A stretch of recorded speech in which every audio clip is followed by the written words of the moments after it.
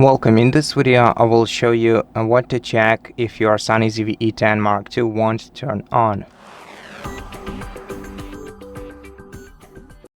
So the most common reason for your camera not turning on is discharged battery, because Sony's batteries discharge pretty quick.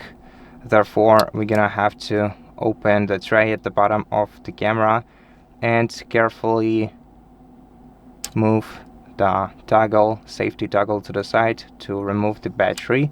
Now, if you don't have the USB charging enabled on your device, you can still charge the battery itself. As you can see, it has this charging port, and you probably have the cable in the box that can be attached here, and using this cable you can charge this battery, and then after you charge it enough, just reinsert it into your device. Now, to reinsert it, we have to use the battery to carefully move the safety toggle to the side and then push the battery inside until the safety toggle is toggled on.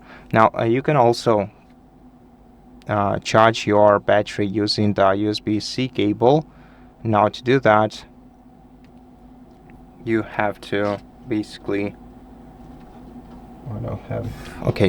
let me just grab this cable I have here. So you basically have to connect your cable to the power adapter, then open this tray and insert your cable, USB-C cable, in here, and then if your battery is being charged, you will see the LED indicator next to CHG right here, glowing yellow, which means that your battery is being charged.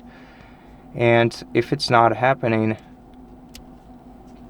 you have to go to the menu of your battery and make sure that the USB power supply is on. To do that, on your sidebar, select Setup, then open Setup, scroll down to